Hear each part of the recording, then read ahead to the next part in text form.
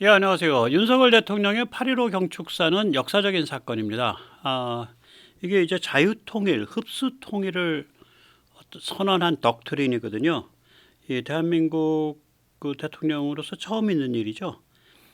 과연 미국이 근데 이 노선에 동의할까, 혹은 동의했을까? 그 다음에 중국 반응은 어떨까? 그리고 여기에 관한 윤석열의 그런 그 어떤 그 심모 원료라 그럴까? 큰 어떤 전략 중에 하나는 뭘까? 오늘 그 같은 얘기를 좀 생각해 보도록 하겠습니다. 경축사에 이제 자유통일이 9번 나왔어요. 그래서 우리의 운명과 과제를 자유통일로 규정을 합니다. 그러니까 자유통일의 3대 전략이 우선 첫째가 우리 내부의 담론전쟁, 정신의 전쟁입니다. 우리 사회의 자유의 가치가 더 깊이 뿌리 내리도록 하고 검은 세력의 거짓 선동으로부터 우리 국민을 지켜내겠습니다. 우리 국민들이 자유의 가치와 책임의식으로 강하게 무장해야 자유통일을 주도할 수 있습니다. 그러니까 이게 우리 사회 내부의 담론의 전쟁, 정신의 전쟁 이 이야기를 하죠. 그리고 나서 이제 아주 살벌한 얘기가 나오는데 북한에 대한 심리전쟁, 정신의 전쟁을 얘기를 합니다. 둘째, 북한 주민들이 자유통일을 강력히 열망하도록 배려하고 변화시키는 과제가 있습니다. 자유의 가치를 북력으로 확장하고 북한의 실질적 변화를 끌어내는 데에 우리가 적극적으로 나서야 됩니다. 북한의 인권의 실질적 개선을 위해 다각적인 노력을 펴야 되고, 말하자면 북한 사람들이 그 자유의 가치에 눈을 뜨도록 만드는 일이 매우 중요합니다. 그러니까 자유통일이야말로 북한 사람들이 자신들의 삶을 개선할 유일한 길임을 깨닫게 되는 것, 그것이 중요합니다. 이런 것이에요. 그러니까 북한 사람으로 하여금 자유통일을 갈망하도록 하겠다. 이 얘기는 북한에 대해서 심리전쟁을 본격적으로 전개하겠다. 북한 주민에 관해서 정신의 전쟁을 본격적으로 전개하겠다. 이 얘기가 돼요. 좀 살벌하죠. 예, 그래서 어저께 그 경축사가 굉장히 사실 내용이 무겁습니다. 무겁고 살벌한데, 뭐 국내에서 별로 그렇게 언론들이 아직 정신을 좀 못 차려갖고 그걸 뭐 극악스럽게 나서서 반대를 한다든지 혹은 아주 열렬하게 찬성을 한다든지 이런 어떤 둘 중에 하나 반응을 보여야 되는데 별로 반응을 안 보여요. 어쩌면 이번 경축사가 그러한 기조로 잡힐 거다라고 미리 정보를 접하고 이종찬이나 혹은 더민당이 뭐 김영석 그 독립기념관장을 꼬투리 잡아가지고 문제를 일으키고 그 자리를 보이콧한지도 모르겠습니다. 사실은 그런 느낌도 좀 듭니다. 그 다음에 이제 자유통일의 3대 전략 세 번째로서 국제사회, 이건 결국 미국 등 서방과 동맹을 얘기하는 거죠. 국제사회와의 연대 및 조정을 이야기합니다. 여기서 아주 그 명언이 하나 나오는데요. 분단이 국제정치의 산물이었듯 자유통일 역시 우리 혼자 이뤄내기 쉽지 않고 이것도 국제정치적 여건이 손뼉이 맞아야지 된다. 그러면 우리의 자유통일이 인류에게 어떤 의미를 가지냐. 그 의미가 있어야 국제사회가 거기에 손뼉을 맞춰줄 거 아니냐. 그건 우리가 정신의 차원에서는 인류의 자유와 인권의 보편 가치를 확장하는 과제일 뿐만 아니라 실제 인류의 생활에 있어서 세계 평화와 번영에 직결된 사안이기 때문에 우리의 자유통일이 인류의 이익이다. 이런 이야기가 나옵니다. 그러니까 국제사회랑 손뼉이 맞아야 된다. 미국과 손뼉이 맞아야 된다. 이 얘기죠. 세 번째는. 경축사에는 통일 대한민국이라는 얘기가 이제 10번 나옵니다. 그러니까 그러니까 이 경축사가 자유통일과 흡수통일을 선언을 했어요. 저도 흡수통일까지는 잘 간이 떨려서 얘기를 안 하고 체제통일까지 얘기했는데 사실 흡수통일까지 얘기를 하고 있습니다. 그래서 통일 대한민국의 미래 이런 얘기 자주 나오고요. 통일 대한민국으로 나아가기 위한 우리의 과제, 그 다음에 북한 주민들이 통일 대한민국이 자신들을 포용할 것이라는 믿음을 갖게 해야 된다. 뭐 이런 얘기들이 계속 이제 반복이 돼요. 그래서 벌써 4번 나왔죠. 통일 대한민국. 5번째는 어떤 대목에서 나오는지 볼까요? 그러니까 탈북자가 통일 대한민국의 미래를 열어가는 소중한 인적 자산이다. 그 다음에 통일 대한민국이 세계의 평화와 번영에 기여하는 나라가 될 것이라는 그런 것이 돼야 세계가 우리의 자유통일을 지지하고 특히 미국이 여기서 우리랑 입장이 같아지고 손뼉이 맞아야 된다 이런 얘기가 나오죠. 그래서 이제 또 이게 이제 7번째, 8번째, 9번째, 10번째입니다. 통일 대한민국에서 우리가 여러 가지 그 자유와 기회를 누리게 될 것이다. 그래서 올해가 이 통일 대한민국으로 나가는 원년으로 만들겠다. 그 다음에 그 통일 대한민국으로 나가기 위해서는 우리가 더 힘을 더 길러야 된다. 뭐 이제 이런 얘기들이에요. 그래서 이 경축사가 굉장히 의미가 깊습니다. 그래서 이런 것들이 과연 미국과 얘기가 된 건가, 혹은 조율된 건가. 그 다음에 이 정도 얘기가 저질러지면 중국은 어떤 반응이 있지 않을까. 뭐 이런 거를 좀 짚어볼 수가 있겠죠. 예. 먼저 세뇌탈출 자유구독료 부탁 말씀 올립니다. 아시다시피 세뇌탈출은 광고가 잘 붙지 않습니다. 붙더라도 천천히 붙는 경향이 있습니다. 도와주시면 보다 좋은 컨텐츠로 찾아뵙는데 커다란 힘이 되겠습니다. 감사합니다. 이게 이제 윤 대통령이 이게 그 시운이 따르는 사람인데 보면은 왜 전두환 대통령이나 노태우 대통령이나 MB나 박근혜 대통령은 왜 이런 얘기를 못했을까? 박 대통령이 통일 대박이라는 얘기를 했지 이렇게 정교하게 개념화된 이야기들, 그러니까 통일이 자유통일이고 이게 통일 대한민국이고, 그러니까 자유통일 흡수통일인데 그렇게 하려면 우리 내부적으로 엄청난 담론의 전쟁, 정신의 전쟁을 치러내야 되고 북한 주민에 대해서는 엄청난 그 심리 전쟁, 그 다음에 정신의 전쟁을 진행해야 되고, 그 다음에 미국과 손뼉이 맞아야 된다. 이 세 가지 조건이 이렇게 정확하게 규정하지는 못했었죠. 그냥 좀 안타깝죠. 예. 근데 그때 이유가 있습니다. 그렇게 안타까울 수밖에 없는, 예, 그 아직 시기가 무르익지 않았던 거예요. 이 미국의 인도태평양 전략을 보면요, 현상 유지, 그러니까 분단 유지를 뜻합니다. 스테이터스코. 그 다음에 야 이거 분단 유지해서는 안 되겠는데 뭐 좀 다르게 좀 생각해봐야 되겠는데 하는 과도기. 그 다음에 이거 북한 자유화 시키지 않으면 답 없어라고 판단이 되는 북한 자유화 노선. 뭐 미국이 한국과 어떤 관계를 제대로 맺기 시작한 1945년 이후 지금까지 80년 세월을 보면 결국 이 셋으로 옮겨온 거예요. 미국이 80년에 걸쳐서. 또 그 80년에 걸쳐서 한국의 국격을 보면 빈약한 국력의 시대가 있었고요. 과도기가 있었고요. 뭐 OECD 정도 가입국이 돼서 상당히 튼튼한 국격과 국력을 가진 IMF를 거치긴 했지만 그런 시기가 있습니다. 그래서 이렇게 배치를 해보면요. 우남 이승만 대통령이나 박정희 대통령 또 전두환, 우남 이승만 대통령과 박정희 대통령 때는 일단 국격과 국력이 너무 빈약했죠. 어려운 시절이었고, 미국 입장 보면 이때는 다 현상 유지예요. 그러니까 우리는 이제 나라가 힘이 딸리니까 북진 통일, 멸공 통일을 얘기를 했죠. 우남 이승만과 박정희 대통령 때는. 단지 이제 박 대통령은 유신헌법을 통과시킬 때 북한과 통일하기 위한 헌법 개정이다라고 이야기를 해서 국민들을 마비를 시켜놓고 거의 일종의 국민 속인 건데 사실 통일한다니까 헌법 찬성한 거예요. 그게 제가 정확히 기억하죠. 제가 좀 조숙하거든요. 제가 그때 중학교 2학년입니다. 1972년에 그때 어른들 하던 얘기들을 제가 다 기억을 해요.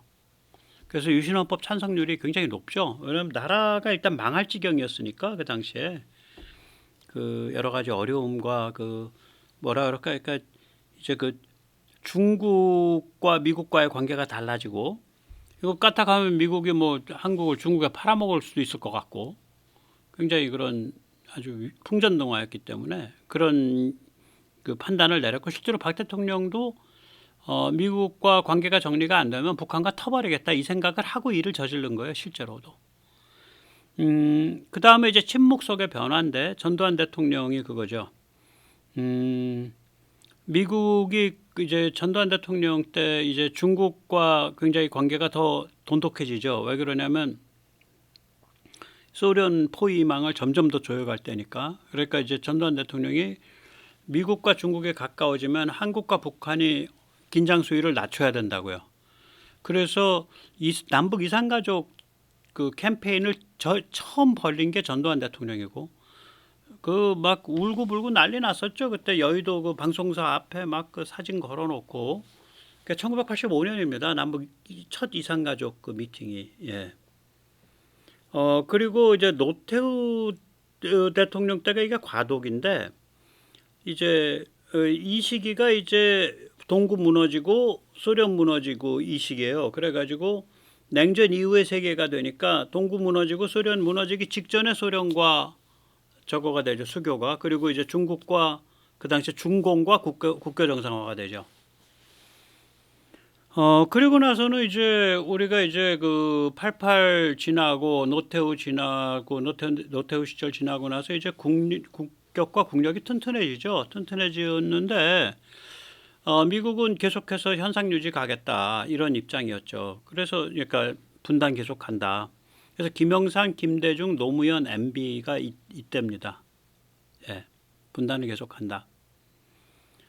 그리고 이제 미국이 이거 저기 뭐야 이거 뭐 북한 애들 그냥 저거 그냥 가만 놔두면 안 되겠는데 가만 안 놔둘 수도 있고 없고 이거 어떻게 해야지 하고 이제 그 저기 오바마 마지막하고 문재인 때 저기 뭐 트럼프 때 미국이 그 고민이 많았던 시기예요. 그 시기 한 8년이. 그때가 한국으로 치면 박근혜 대통령, 문재인입니다. 그리고 22년에 이제 2월 달에 우크라 터지고 우크라에 대해서 저기 뭐야 중국이 우크라 전쟁에 대해서 중국이 러시아 편을 먹고 그리고 이제 그렇게 되니까 러시아, 중국, 북한, 이란 이 악의 축 그러니까 이 전체주의 쿼드가 모양새를 드러내고 그러면서 미국과 중국의 관계가 더 날카로워지고 그러면서 미국 입장이 북한 자유화로 전 돌았다고 판단을 해요. 22년 이 무렵부터. 완전히 명확하게. 그러니까 그게 윤석열 대통령이랑 딱 아대가 맞은 거예요. 그래서 이게 이 정도 얘기는 미국과 어떤 교감 혹은 상호 조정 혹은 상호 공감이 없이는 나올 수 없는 얘기입니다. 그래서 이게 무시무시한 일이 벌어진 거예요. 그게 처음으로 이렇게까지 그러니까 뭐 북한 뭐 그거 어떻게 그 무슨 그 임시행정기구 같은 거 둬가지고 과도기 거친 다음에 유엔군사령부 산하로 그 다음에 한 5년에서 10년 거치고 바로 흡수통일하는 거야. 뭐 이런 아마 그림이 그려지고 있을 거예요. 분명히. 예, 제가 보긴 그렇습니다. 그러니까 이제 한국 쪽에서는 우리 흡수통일 하겠다. 통일 대한민국이란 얘기가 튀어나오는 거고 따라서 이건 체제통일이니까 이건 자유통일로 불러야 되는 거고 그래서 자유통일, 통일 대한민국 이 용어들이 경축사에 9번, 10번 사용된 거죠. 네, 그렇습니다. 그런데 이제 여기서 보면 미국의 한반도 전략이 정말 북한 자유화로 바뀌었을까? 전 바뀌었다고 봐요. 여기서 보면 그 통일 전략의 자유통일 전략의 세 번째가 국제사회 연대입니다. 이거거든요.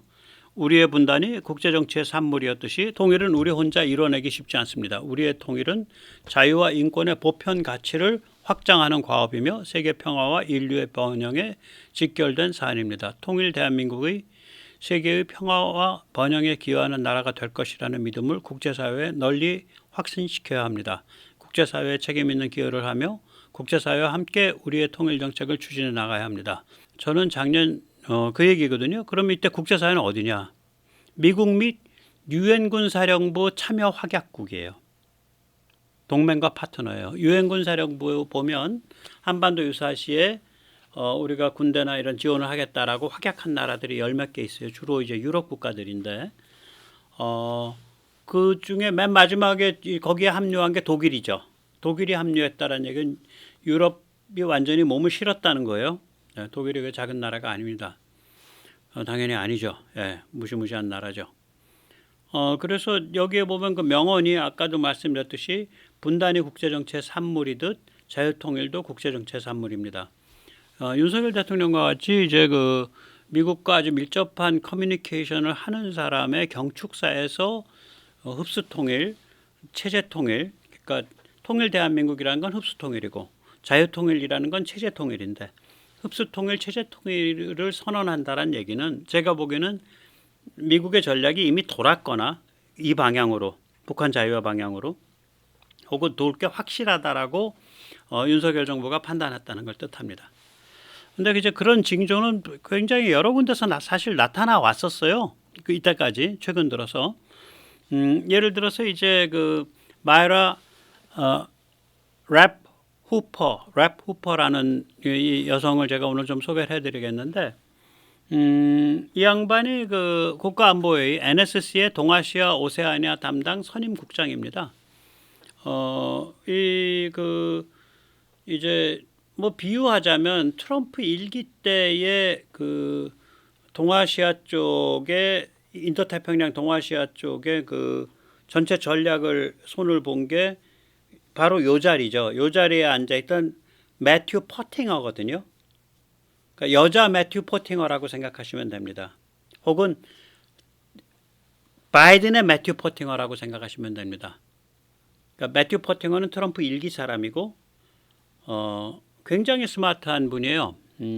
여성인데 키도 뭐 크지 않고 아주 짝닮았다고 여릿여릿한데 스탠포드 대학에서 학사를 했고요. 역사로 아마 학사했던 것 같고요. 그 다음에 컬럼비아 대학에서 정치학으로 석박사를 했습니다. 그 동맹이 미국이라는 공화국의 방패다. 그런 책도 썼고요. 뭐 제가 번역을 하면 그러니까 그 책의 책 제목의 뜻을 Shield of the Republic. 그러니까 공화국의 방패. 어떻게 동맹 관리를 가져갈까? 동맹을 관리하고 동맹 관계를 발전시킬 거냐? 뭐 이런 책도 썼고, 아주 똑부러지는 사람이죠. 한미일 삼국 체제의 지속성을 강화하기 위해서 2024년 연내에 삼국 정상회담을 해야 된다라는 얘기를 하는데 연내면 이제 9월 달에 자민당 대표 선출이 있거든요. 이 대표 선출에 지금 기시다가 출마하지 않는다는 거죠. 자민당 대표가 수상이 되는 거예요, 이게. 그래서 9월 달 자민당 대표 수상 선출이 끝나고 나서 아마 9월 말이나 10월 초에 제 생각에는 9월 말이나 10월 초에 삼국 정상회담이 열리지 않을까 그렇게 생각을 합니다. 한번 직접 들어보시겠습니다. 네. 미라 랩후퍼 백악관 국가안보회의 동아시아 오세아니아 담당 선임국장은 15일 워싱턴의 싱크탱크 허드슨 연구소가 개최한 캠프 데이비드 미한일 삼국 정상회의 1주년 기념 대담에서 세 나라 간 협력의 중요성을 거듭 강조했습니다. 특히 삼국 협력의 동력을 이어가기 위한 노력이 정부 내 모든 차원에서 이루어지고 있다면서 바이든 행정부 임기 종료 전, 즉 연내에 미한일 삼국 정상회담이 개최될 수 있음을 시사했습니다. At the highest level, we'll continue the steady drumbeat of meetings to build this partnership and put it on strategic footing for the long term, including by holding another trilateral leader summit before the end of the calendar year this year. 네. 예, 그리고 이제 라프복 국장은 지금 미한일 삼국 체제가 이제 층층 겹겹 제도화되고 있다. 지금 미한일 삼국 체제 자체에 대한 무슨 조약은 없잖아요. 근데 조약에 못지않게 층층 겹겹이 제도화되고 있다. 그 얘기를 합니다. 한번 직접 들어보시죠. 랩후퍼 선임국장은 또 기시다 후미오 일본 총리가 사실상 퇴진 의사를 밝힌 점을 언급하며 특히 미한일 삼국 협력을 제도화하기 위한 노력이 이어지고 있다고 강조했습니다. We have recognized this fact from the outset of our attempt to build out this trilateral partnership and have spent the last year trying to focus on how we can increasingly institutionalize all these different forms of trilateral cooperation so that they will be built to withstand change and endure for the long term. 예, 뭐 이 미한일 삼국 체제는 이제 조약이 없죠. 근데 어떻게 이걸 제도화시킬 거냐? 조약의 형태가 아닌데 이 문제를 가지고 지금 이 VOA 뉴스가 저 랩 후퍼가 어디서 얘기한 거냐면 8월 15일 날 미국 허슨 연구소에서 얘기한 겁니다. 그러니까 현지 날짜로 8월 14일이죠. 허슨 연구소는 트럼프의 3대 글로벌 전략 싱크탱크 중 하나죠. 허슨 연구소, 사실 허슨이 제일 그 글로벌 싱크탱크는 제일 셉니다. 그 다음에 헤리티지, 그 다음에 AFPI, 그러니까 미국 우선주의 정책연구소. 이거 세 개가 이제 트럼프의 3대 싱크탱크인데 그 중에 글로벌 전략으로는 허슨이 뭐 족탈불급 1등이죠. 그 허슨이 트럼프의 그 싱크탱크가 바이든 정부의 매튜 포팅어에 해당하는 그러니까 랩 후퍼를 불러가지고 이야기를 시킨 거예요. 한 1시간 반에 걸쳐서. 그래서 이제 거기서 보면 한미일 삼국 체제는 기존 한미 동맹과 미일 안보 조약의 바탕 위에서 거기에 뭔가를 조금 더 더해가지고 그걸 강화한 거다. 그 얘기가 나와요. 한번 직접 들어보십시오. Coming into this administration, as Patrick just indicated, the Biden administration had a thesis. And that was, of course, that to tackle the challenges that we face in the Indo-Pacific, we needed to build new pieces of a regional architecture that could meet this moment and that would be self-sustaining over the long term. 예. 그러니까 지금 기존에 존재하는 토대, 아키텍처에다가 뭔가의 요소를 더해가지고 사실 조약과 다름없는 그런 영속성을 가진 한미일 삼국 체제를 어떻게 만들어낼 거냐 이 문제가 그 바이든 정부가 처음에 출발할 때부터 자기들 팀이 갖고 있었던 문제의식이었다. 그러니까 결국 이 랩호퍼나 이런 사람들이 디자인한 거예요. 캠프 데이비드 체제는. 지금 요 연약하게 보이는 것 같은 요 여성과 그 동료들이 디자인한 거예요. 참 무시무시한 나라죠. 예, 무시무시한 나라입니다. 예.